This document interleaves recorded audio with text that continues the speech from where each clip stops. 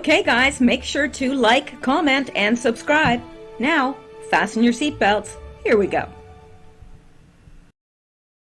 Alright guys, I'm back and it is Thursday, August 13th, and it is 10:24 p.m. I had a few technical difficulties this evening. I was having problems with my microphone getting it to work, so I do have that ironed out, but it's made it a late evening. So anyway, I figured that you would rather me bring something late than not bring something at all. So that is what I'm going to do, and hopefully I'm going to do one video and a shorter video, but we will see how much we get to.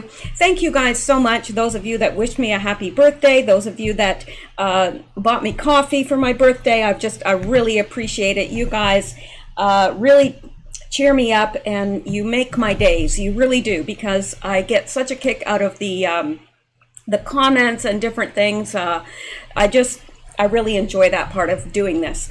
Anyway, because it, just communicating one way, it doesn't really complete the communication process. And if you're talking to someone in person, you can see their expressions and so forth. Well, I don't have the luxury of that. So when you guys give me feedback, it lets me know, and I feel like, oh, okay, great, I've communicated that the way I wanted to, and so forth. So anyway, thank you guys, and I have the following people to thank. I have Space Chick 7, the following donated via coffee: Space Chick 7, Sarah and Kate Perot, Marjorie Joanne Talasco, Precious Freedom, Sue Robinson, Dawn B from, I assume that's Kansas City, Missouri, Ruth Berg, Susan B, Stacy from Cincinnati. I like that because it kind of, has some zazz to it. Stacy from Cincinnati. Rebel, Topaz, Rohar Jones, aka Roger Jones. So thank you so much, people, and so many of you sent such a sweet note along with your donation, and it just really made my birthday. So I wanted you guys to know that. All right, well, let's get going on the news, because there's a lot of it, and I don't want to be up doing this at 2 o'clock in the morning, because I probably have enough news to go until then. But the strangest thing happened. I got home today and I had some old news that I was just kind of hanging on to, that I still wanted to kind of cover, but while I was gone, my computer shut down and restarted and I lost it. But have no fear, I had already started the new news, so this is all new news. So there you go. And that's always a good thing. You want your news to be new, right? I mean, it's not like, used clothing, things like that. Some of those things are okay, but not used news. All right, let's get into this, and I will stop chatting. All right, now this is mildly terrifying. Really. New Zealand now has quarantine camps. I wonder how long it'll be before other countries follow suit. Wouldn't surprise me. Wouldn't surprise me here in Canada. Wouldn't surprise me in the States even. Wouldn't surprise me anywhere in the world right now, the way things are going. So let's listen to this. I'm going to make this bigger for my tiny phone people. And let's listen. As part of our overall national response to this new outbreak, I am now directing medical officers of health that all cases, confirmed cases, are to be managed in a quarantine facility. Now, this is different to how positive cases were managed in the last at levels 4 and indeed 3, and shows how serious we are about limiting any risk of ongoing transmission, even in self-isolation and including to others in the household. This will apply to any cases and also close family members who might be at risk as appropriate. A reminder, these facilities have been set up specifically and have excellent processes and resources in place to look after people with COVID-19, including health staff on site at all times, and it will help us avoid any further inadvertent spread into the community as part of our overall response. Now, as part of our overall I say this is mildly terrifying because they're saying not only those of, that have been diagnosed with COVID, but those suspected of having COVID. And those that, I think he said, if members of your family are at risk as well because you have COVID, well, they'll be put into the quarantine facility as well. And I don't think that it's voluntary. I don't get the impression that it's voluntary. So there you are, you're taken to a camp somewhere, whether or not you actually have the virus, and you're kept there until they tell you you can leave. Now, that is why I call it mildly terrifying. Now, if it was happening in my country, I would call it full-on terrifying.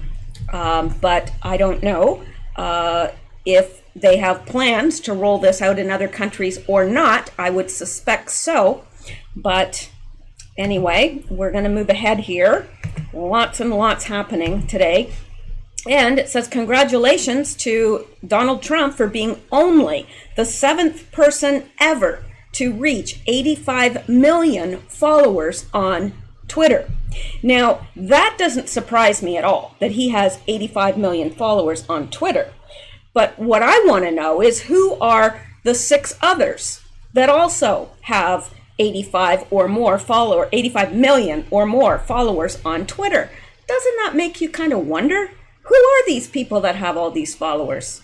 I don't know, but I don't even know if there's a way to find out. But interesting. Anyway, but congratulations to President Donald Trump, only the 7th person ever in the entire world to reach 85 million followers on Twitter. And that's even with all the shadow banning and everything else. So I wonder how many followers he would really have if they weren't messing with the numbers. Be interesting to find out. All right, and this from Daniel F. Barnowski. A growing threat to Americans are rogue Democrat district attorneys who refuse to prosecute criminals. It's happening in Philly, Baltimore, Portland, Seattle, New York City, San Francisco, and most notably Chicago, where the Cook County DA freed more than 1,250 felons. Yeah. Doesn't that make you feel safe? I want to be in the States so bad. I miss the United States. I feel that it's my home. I love the American people. I love the American spirit. But I'll tell you something. I would rather be here in Canada than be in a Democrat city, a Democrat-run city in the United States. Now, that's not, I wouldn't say the same for conservative or Republican-run cities, but the Democrat cities are a mess and they are crime-ridden. So let's go on now and look at this. Thought this was very interesting. Ronald Reagan warned us against Biden. You don't say. Now, this is from August 11th, so it's a couple days old, but it's still good. I happen to be reading Ronald Reagan's presidential diaries right now. Just last night, I came across a concise gem of insight into what and who Joe Biden always has been. Reagan's diaries were handwritten, often in a sort of shorthand and with rushed, sketchy spelling, but they are insightful and illuminating about the life, schedule, and portfolio of a president. Even in private diaries, Reagan's sunny personality and quick wit shine brightly. Even his criticisms of his political opponents usually lack harsh edges, but Biden really rubbed Reagan the wrong way. The key entry came on June 15th, 1987. This was just 3 days after perhaps the single most famous speech of Reagan's presidency, the one where he stood in front of Berlin's Brandenburg Gate and said, "Mr. Gorbachev, tear down this wall." I remember that well. It was the signature moment encapsulating the Reagan doctrine, which asserted that Soviet communism could be not just contained, but actually rolled back and eventually defeated. One of the most important issues facing statesmen in Biden's entire apparently never-ending career, Biden was completely wrong. He opposed Reagan at every step. And right after Reagan's wall speech, Biden again took the line that Reagan shouldn't dare to provoke the Soviet bear. Thus, on June 15th, Reagan wrote in his diary about a meeting with some of his top aides. There was some talk about Senator Biden, now candidate for president. I saw him on CNN last night speaking to the John F. Kennedy School at Harvard University. He's smooth but pure demagogue out to save America from the Reagan doctrine. Yes, demagogue from Reagan. That's especially strong stuff, but it's entirely accurate. Biden's whole career was built on doing whatever it took to connect with an audience, no matter how many fibs and exaggerations and plagiarisms it took, and no matter how wrong his policy analyses were. And wrong they were, especially when it came to national defense and foreign policy. Former CIA Director and Defense Secretary Robert Gates, who served presidents of both parties, famously said that Biden had been wrong about nearly every major foreign policy and national security issue over the past 4 decades. Biden was wrong on the Reagan doctrine, wrong on the 1980s defense buildup, wrong on the Strategic Defense Initiative. He was wrong to expose the first Gulf War when a U.S.-led coalition deftly kicked Saddam Hussein's troops out of Kuwait. Under President Barack Obama, Biden was wrong to advise against the mission that killed Osama bin Laden. And when President Trump ordered the successful and helpful killing of Iran terrorists supporting General Qasem Soleimani, Biden opposed that too. A liberal friend of mine told me within this past year that Biden is a purely transactional politician. That's what makes demagoguery come so easy to him. His only conviction is that he should be president, so he'll say whatever it takes to get there. And on all the many times he is wrong, well, he'll just discard his demagoguery on that issue and move on to the next one. Well, if it's foreign or defense policy, he'll be wrong on the next one as well. That would make him a dangerous president. It's why making him president is one transaction a lot of voters won't want to make. Very well written, and I agree wholeheartedly. Interesting article. All right. Now, let's go on. All right, and let's look at this.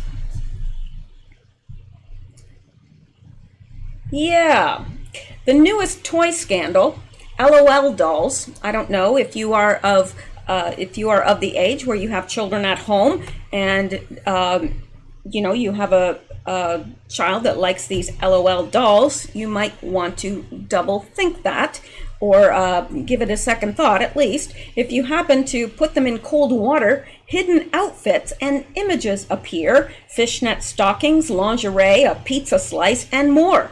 There is an agenda, and we are at war over our children. And I would agree.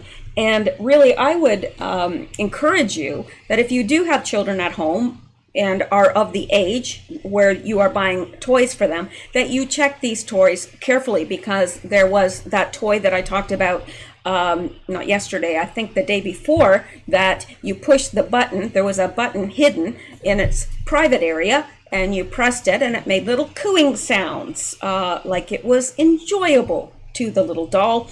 And the on the package, it didn't list that. It didn't list that it had a button or anything like that. So yeah, now they have, I think it was Hasbro, and they have withdrawn that from the market, and it should never have gotten to the market, because I would think that they would check these things. I mean, I think that it was intentionally put there. It has to go through the draw, where it's designed and drawn up, then it has to go, and be manufactured, and then it's tested. And you think that nobody noticed that button? Because I'm thinking that they probably did. And obviously it was meant to be there, so why wasn't the description of it on the box? Well, because they didn't want you to know that it was there. All right, so here are these little dolls, which I think are hideously ugly to begin with. And after they're put in cold water, little things appear, little outfits like fishnet stockings. That is not appropriate for a little girl, obviously. And here is fishnet stockings and a pizza slice on the back of this one. Yeah. So, yeah, and you don't see it until you put them in cold water and then these outfits appear.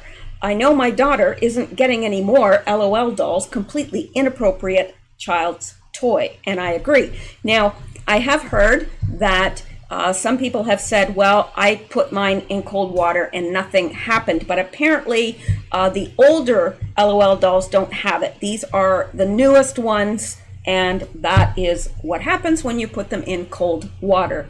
Why? I don't know. I don't know. It doesn't even make sense, really, because is a girl going to be playing with these in water? I don't know.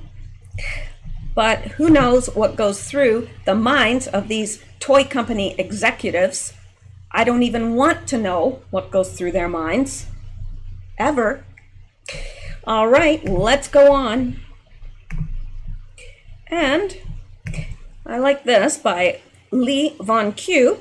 Black Lives Matter will tear down a statue to erase slavery, but vote for a VP whose family actually owned slaves.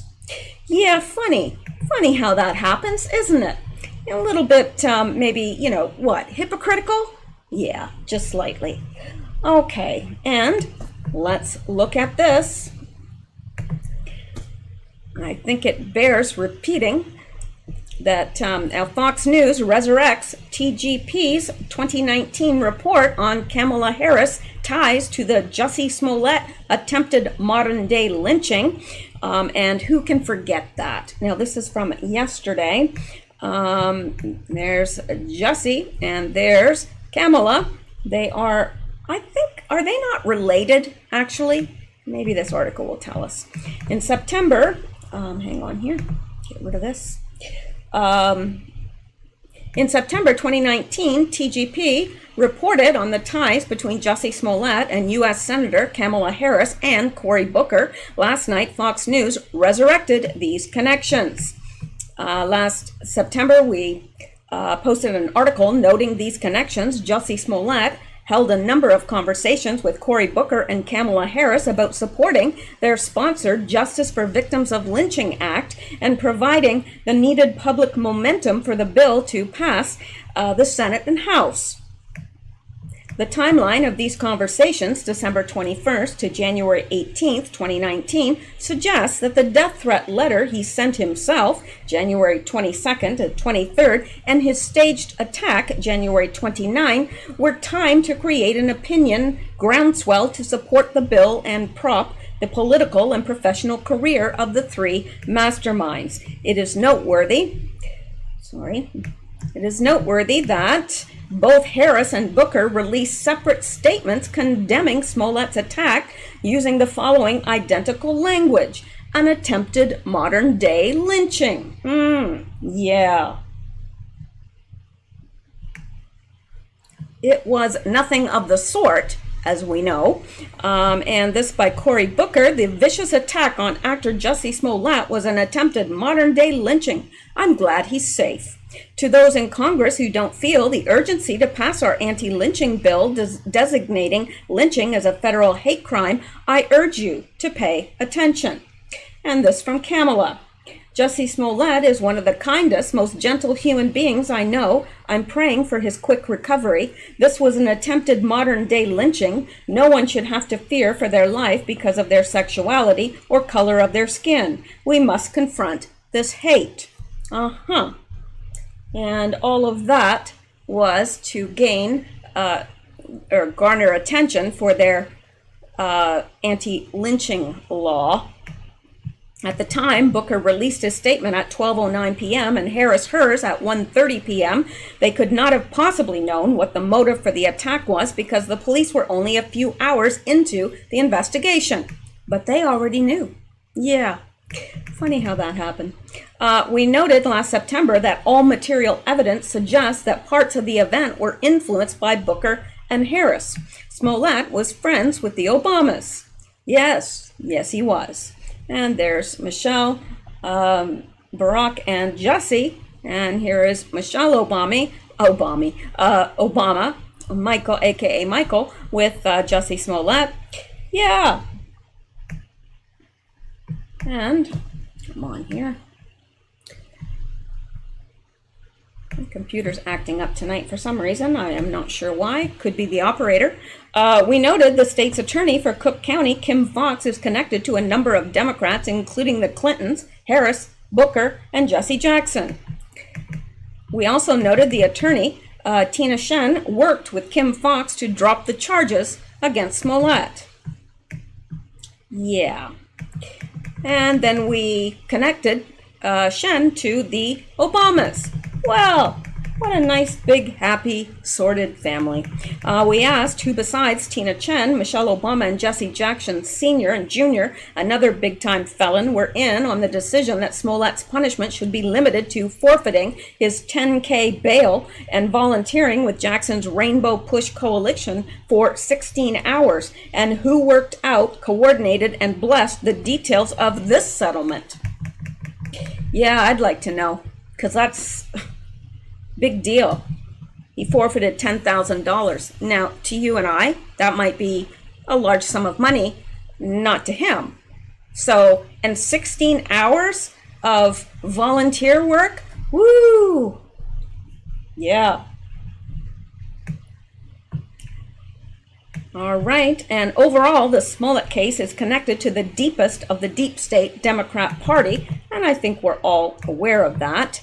Now, this is too small to get into all the nitty-gritty of all this, but I think we're quite aware because we covered it actually when it happened back in 2019.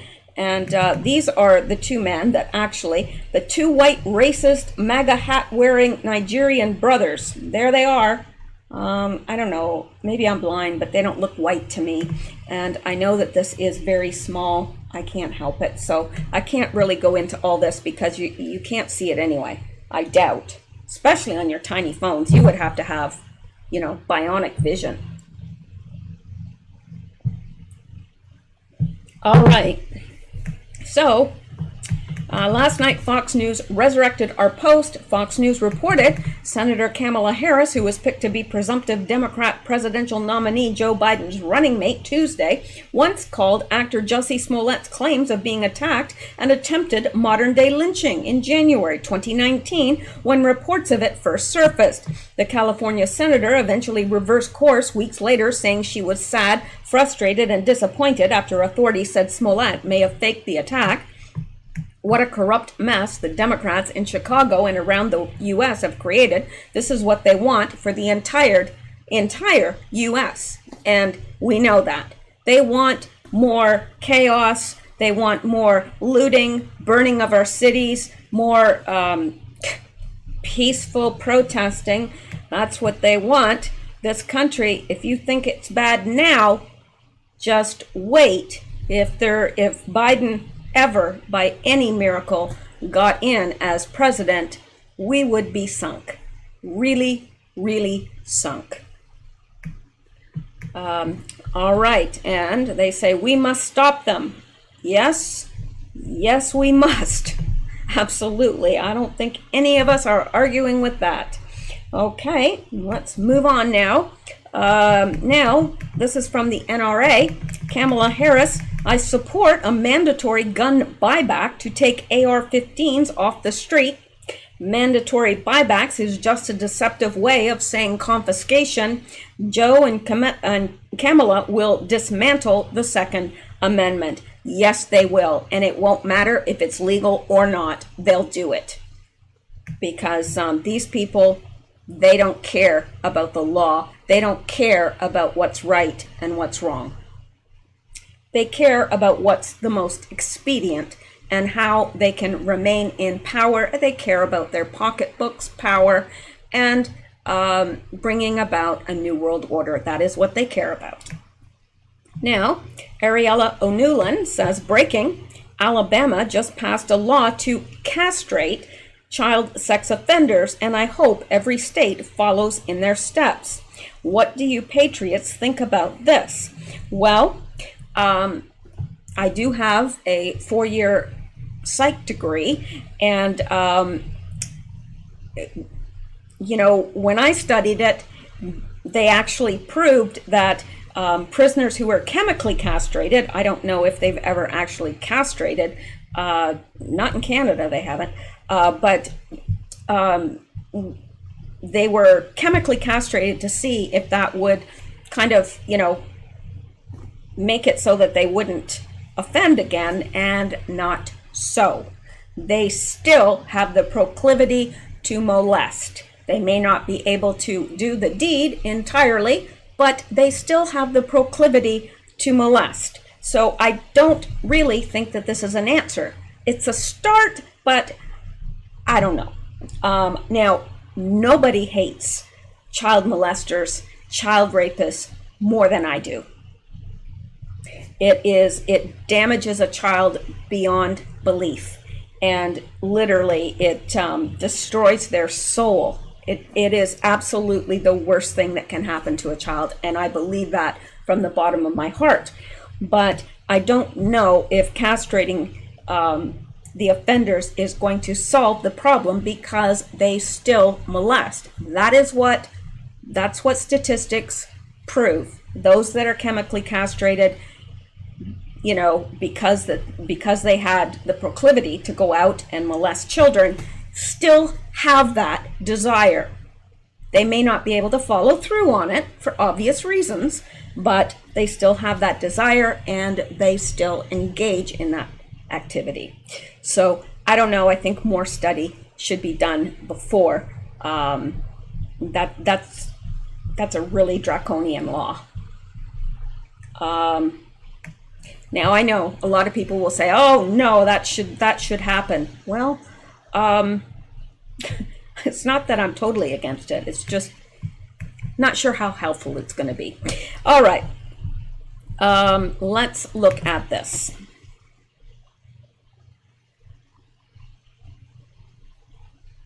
All righty, Bill O'Reilly, Kamala, free surgery for transgender inmates. Yeah. How do you feel about that? When I was Attorney General, I learned that the California Department of Corrections, that they were standing in the way of surgery. For prisoners. For prisoners. And there was a specific case. And when I learned about the case, I worked behind the scenes to not only make sure that Oh, sorry. What's going on here? For some reason, it's slow tonight. My internet is so slow. Transgender woman got the services she was deserving. So it wasn't only about that case. I made sure that they changed the policy in the state of California so that every transgender inmate in the prison system would have access to the medical care that they desired and need. Now, how do you feel about that? How do you feel about your tax dollars, your hard-earned tax dollars, going to prisoners so they can have transgender surgery? Prisoners. Yeah, well, I'll tell you where I stand on that. Well, I think you could probably guess. No way, Jose. Just disgusting. Disgusting. That money would be better spent on our vets, our military vets, and our seniors, or disabled. You know, a lot of places it could be better spent than providing surgery for inmates. If they want transgender surgery, they can get out of prison, get a job, and pay for it.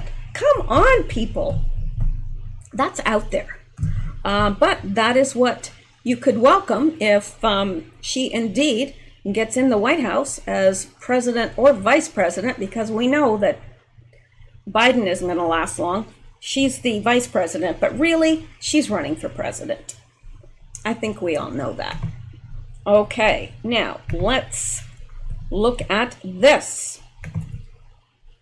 Here's something else I'm very much against with Kamala Harris. Kamala Harris jailed nearly 2,000 people for marijuana offenses. Now, okay, granted, I have an entirely different view of this because I'm in Canada where it is legal, and there's so much research up here being done on the medical uses of marijuana. It is great for kids that have seizures. It is wonderful for pain. There's all sorts of conditions that it helps. Now, I'm not advocating going out and getting stoned every day. I'm just saying there are a lot of medical uses for it. And marijuana, it grows naturally. It's not like other drugs that are synthetically made. And it's not like, well, even alcohol is man-made.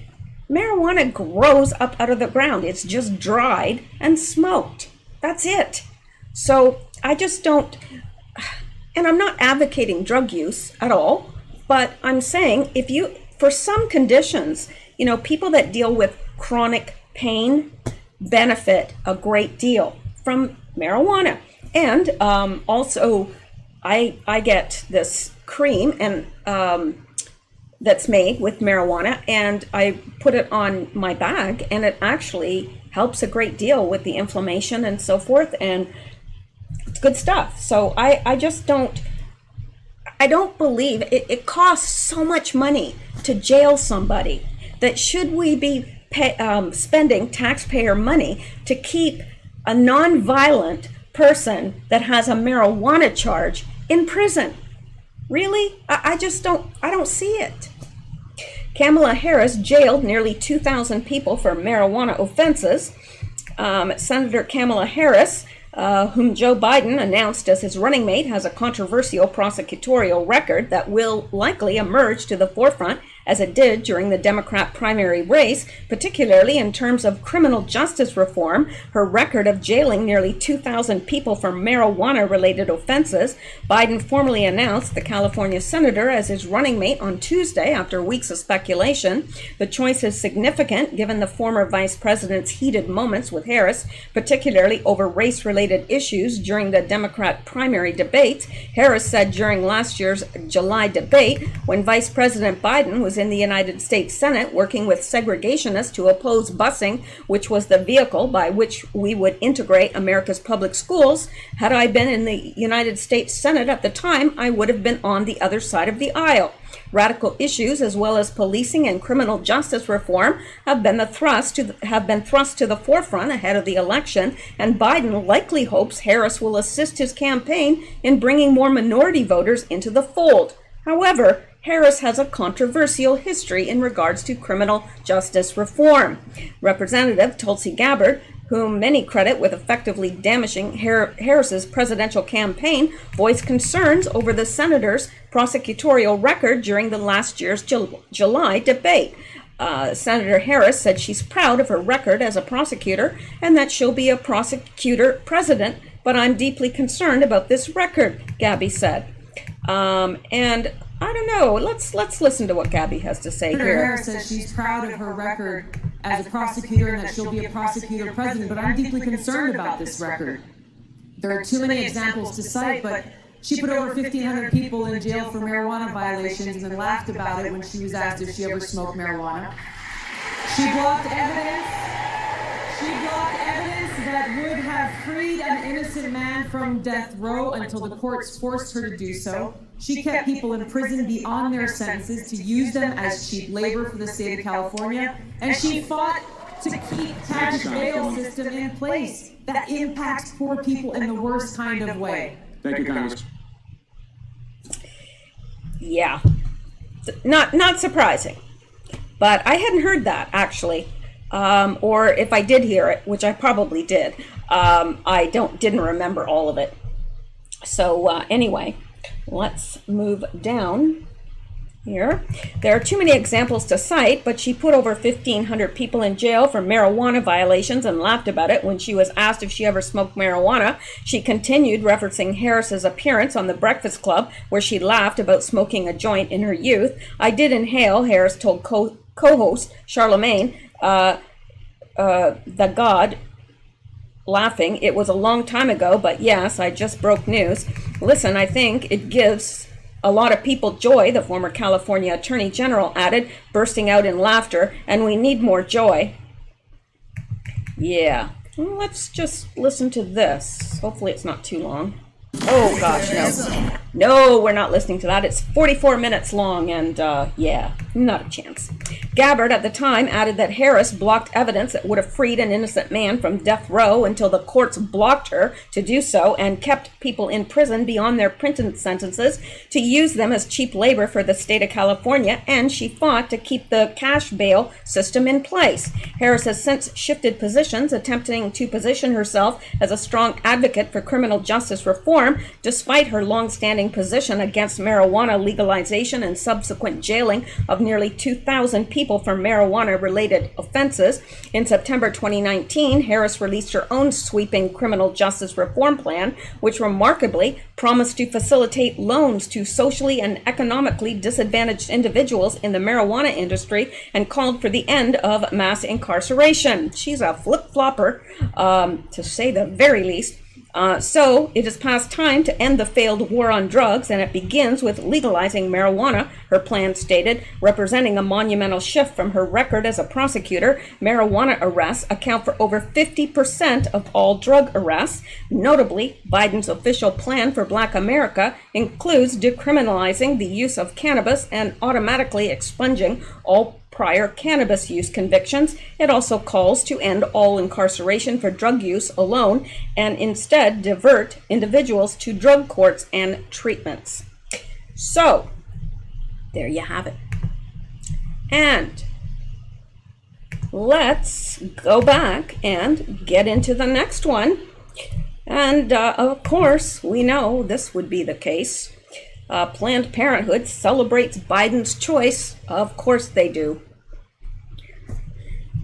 Planned Parenthood celebrates Biden's choice of Kamala Harris to advance and expand abortion rights. That's right, advance and expand.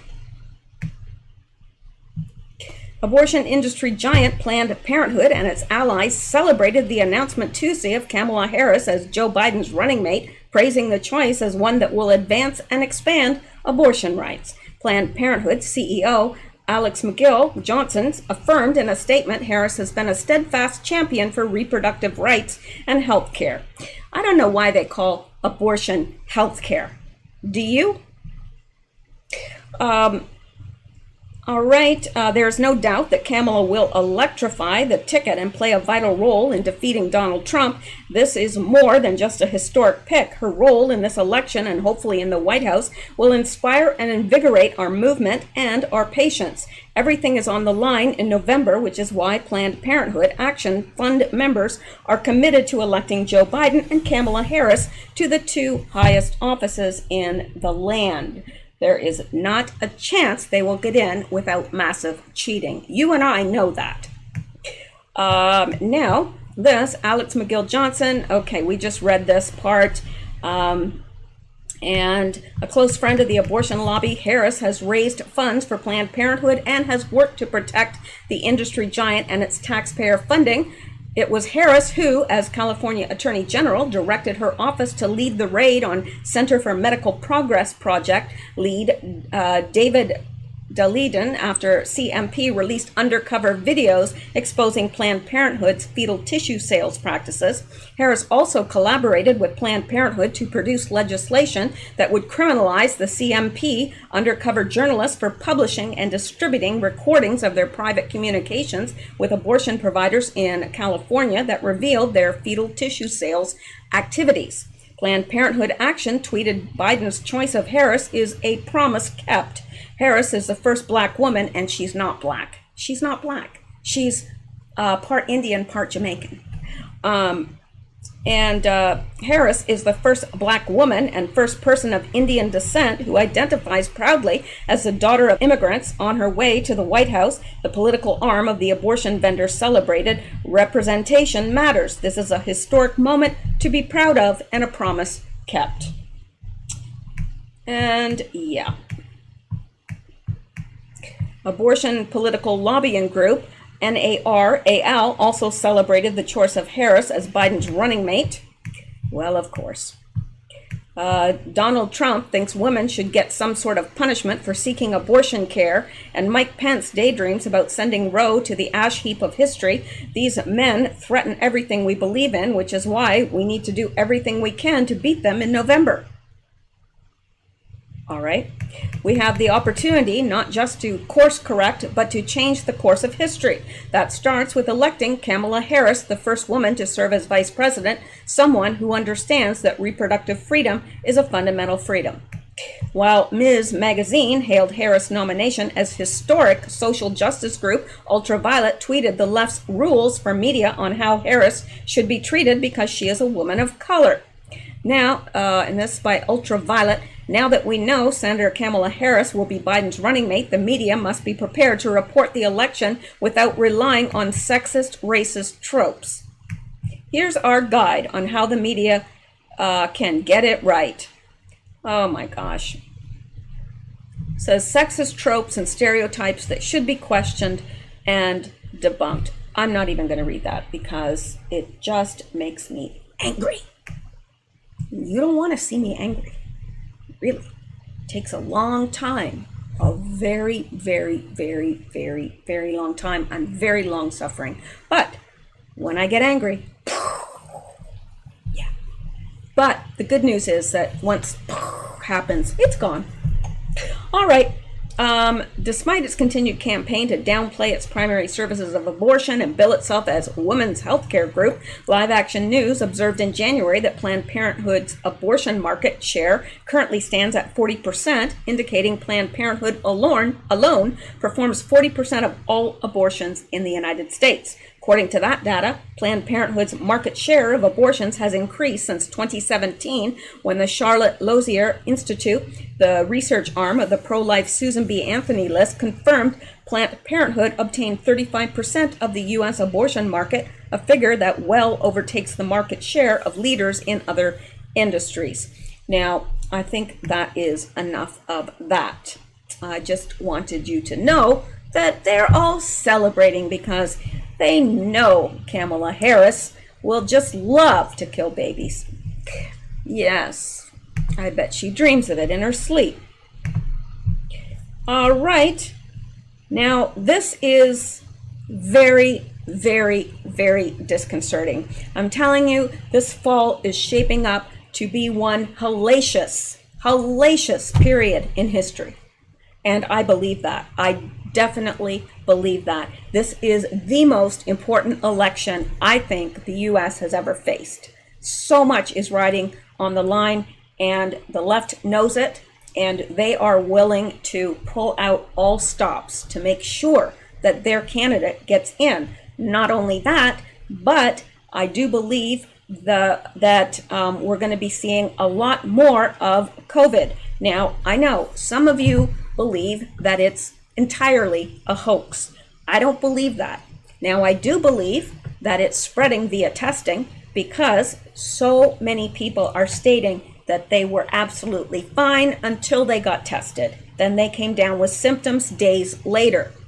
And I know I have a friend in Georgia who is in the medical field, and he states that his hospital is full of COVID. Full. Now, I know I've known him for 20 some years, and I've never known him to be mistruthful. So I have to think that it's real. It is real, but it's not as easily spread as they would like us to believe. And I think that it's being spread on purpose. That's what I personally believe.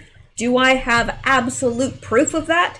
No, I don't. So you can take that with a grain of salt, but there have been so many anecdotal stories of especially nursing homes where they have insisted that the residents be tested, and none of them had any symptoms whatsoever. They were all healthy, and then after testing, one after another comes down with symptoms. To me, that's pretty conclusive. To me, if it's true but there have been so many stories of that happening, and stories of people just getting tested and saying they felt absolutely fine. Once they were tested, they came down with it. So I don't know. I'm just putting that out there. All right. So this is another concern about the fall. This right here, because we've seen what they're capable of in the streets of Chicago and Seattle and Portland and all these places. We've seen what they're capable of. White House siege. This group plans to lay siege to and occupy the White House next month. And the group that takes credit for the Occupy Wall Street movement of 2011 has new and even more outrageous plan in mind. They intend to occupy the White House. Adbusters, an online magazine that describes itself as a global network of artists, activists, writers, pranksters, students, educators, and entrepreneurs who want to advance the new social activist movement of the information age, issued a post that they called Tactical Briefing Number 1 to launch their plans to lay siege to the president's home in Washington, D.C., emphasis theirs. It has been 9 years since we set off the political earthquake of Occupy Wall Street, laying siege to the New York City's Zuccotti Park and inspiring thousands of similar protests around the world. The Occupy anniversary arrives September 17th, 2020, and it may be the perfect day to trigger another global Big Bang moment, a massive collective action of the sweetest kind of disobedience. That's why hardly needs recitation, because for these 9 years the shadows have only grown longer. Inequality has soared. Not a single Wall Street CEO spent a night in jail for his role in the 2008 financial meltdown.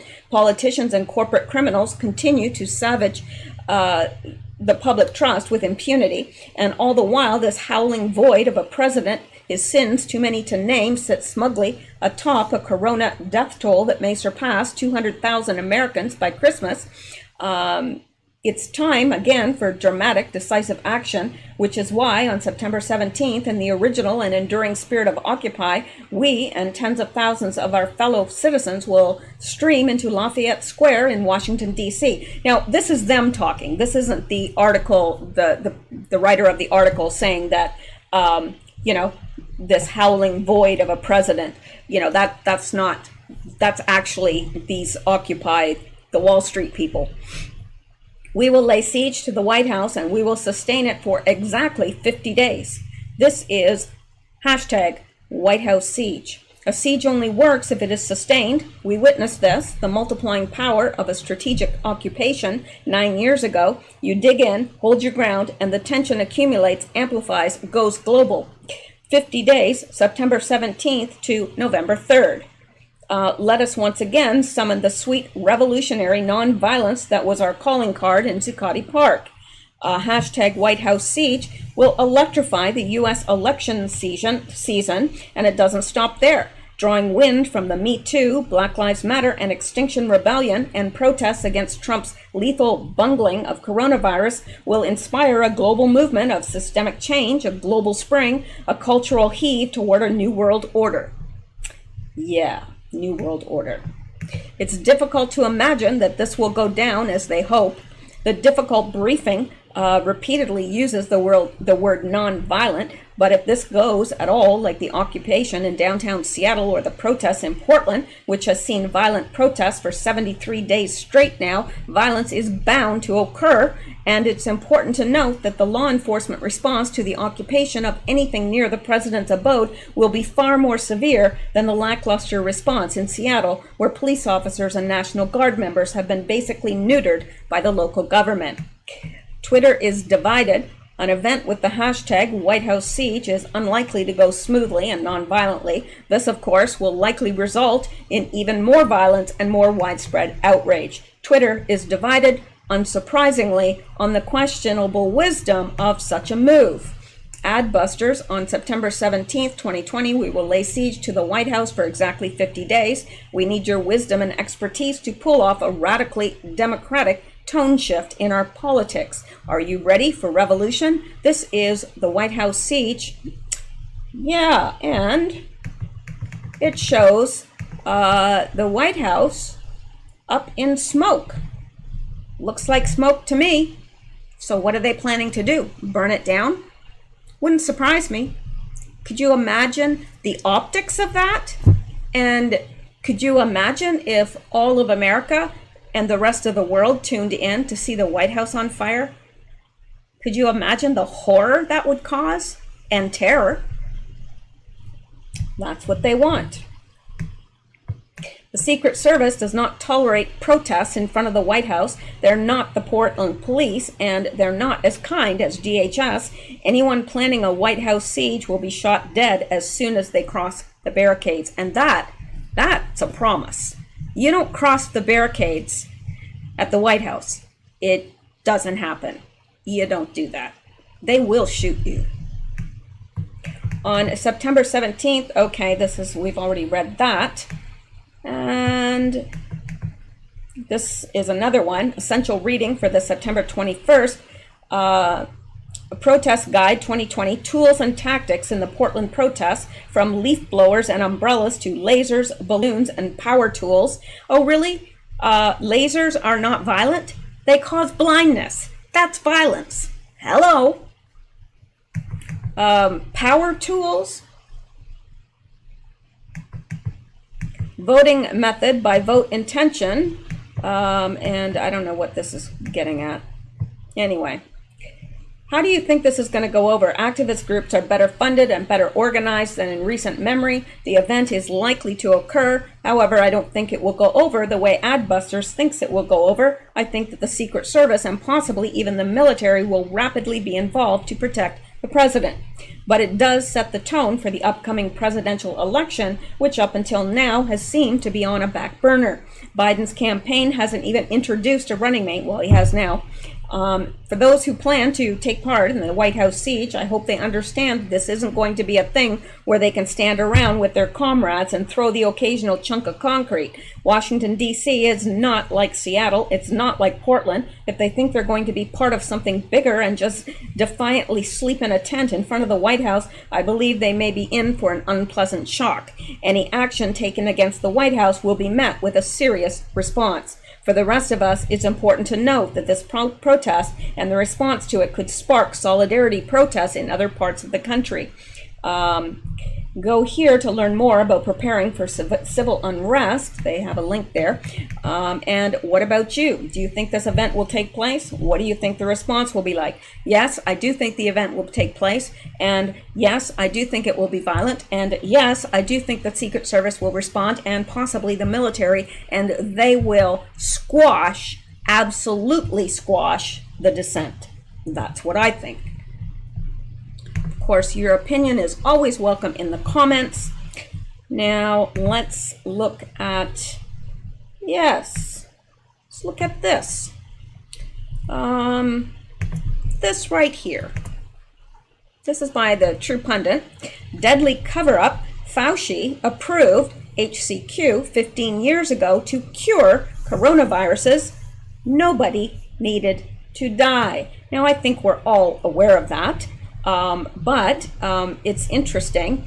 I don't know if we have time to get into all this. Let me just read a little bit of it. Dr. Anthony Fauci, whose expert advice to President Trump has resulted in the complete shutdown of the greatest economic engine in world history, has known since 2005 that HCQ is an effective inhibitor of coronaviruses. How did he know this? Because of research done by the National Institute of Health, of which he is the director. In connection with the SARS outbreak caused by a coronavirus dubbed SARS-CoV, the NIH researched HCQ and concluded that it was effective at stopping the SARS coronavirus in its tracks. The COVID-19 bug is likewise a coronavirus labeled SARS-CoV-2. While not exactly the same virus as SARS-CoV-1, it is genetically related to it and shares 79% of its genome, as the name SARS-CoV-2 implies. They are both the same host cell.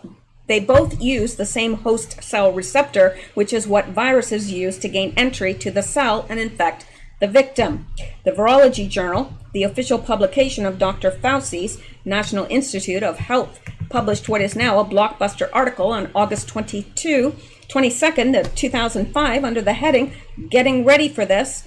HCQ is a potent inhibitor of SARS coronavirus infection and spread, emphasis mine, throughout. Write the researchers, we report that HCQ has strong antiviral effects on SARS-CoV-2 infection of primate cells. These inhibitory effects are observed when the cells are treated with the drug either before or after exposure to the virus, suggesting both prophylactic and therapeutic advantage. Dr. Anthony Fauci, this means, of course, that Dr. Anthony Fauci has known for 15 years that it was effective and even milder derivative. HCQ will not only treat a current case of the virus, but prevent future cases, prophylactic. So HCQ functions as both cure and a vaccine. In other words, it's a wonder drug for coronavirus, says Dr. Fauci's NIH in 2005. Concentrations of 10 microunits, I can't remember. Anyway, completely abolish SARS-CoV-2. I should know that because I've got a pharmacy degree. Completely abolish, yeah, I know. It's not a pharmacy, it's pharmacy technician. So it's just a what do you call that? So I guess they call them what? Associate degrees? I don't know. Completely abolish SARS-CoV-2 infection. Fauci's researchers add chloroquine can effectively reduce the establishment of infection and spread of COVID-2. So I'm not going to read on there because we have so much to cover and it's a very long article, but I want you to know that. And I think some of us, because some of you have brought this to my attention in the past. So I know some of you are quite aware of this, that 15 years ago, yeah, he was all gung-ho for it, but not now. Yeah, not now. Interesting. All right, now I think I better stop here and let me see, because I think I've been going for a while. Well, an hour, so that's not too bad. Yeah, let me see here. Let's look at this. Time for truth. In the test tube, HCQ looked good. On the other hand, there are a lot of good therapeutic drugs coming that are proven to work without the severe side effects. Bill Gates, that's who said that. That is a flat-out lie. We know that. HCQ has mild side effects and 65 years of proven safety. Yeah, 65 years. It does not have severe side effects. I've taken it. I had to when I worked in the rainforest in Central America. So, yeah. Anyway, didn't bother me. Didn't get malaria either. So, all right. Well, my gosh. I may have to do... Well, I'm planning on doing a separate video just on this whole peace deal. And that is what I want to do next. If I still have any energy whatsoever, I think I'll come back and polish off these items as well because they are today's news and I think they're important. So, all right, that's what I'm going to do, and I'm going to stop here and get this uploaded so at least you'll know that I am working on another video, and you'll see this one, hopefully, if they ever process it. It uploads like that, and it takes forever to process. Not sure why that is. All right, guys. Well, thank you so much for listening. I appreciate it. And thank you guys for cheering me up on my birthday, sending me donations, and also, just the sweet, sweet things you said and all the encouragement and all the comments too, wishing me a happy birthday. Thank you guys so much. I think what I'm going to do is I'm going to buy something with that will help all of us. I'm going to get a, what do they call that? Inverter. An inverter for my back because I've seen one on sale, and I think that's what I'm going to do. And actually, it'll help us all. Why? And I know you're saying, well, how does that help me? Well, if you enjoy the show, it means that I'll be doing more shows because I won't be in so much pain. So see, it's a win-win situation. So yeah, and I'm looking forward to that. I tried it out today in the store, and they turned me upside down, and I was like, oh my gosh, I could feel all my back relax, and it just felt so good. So that's what I'm looking forward to. Anyway, you guys have a wonderful night, and I will see you soon. All right, I'll see you in the next video. Good night, guys.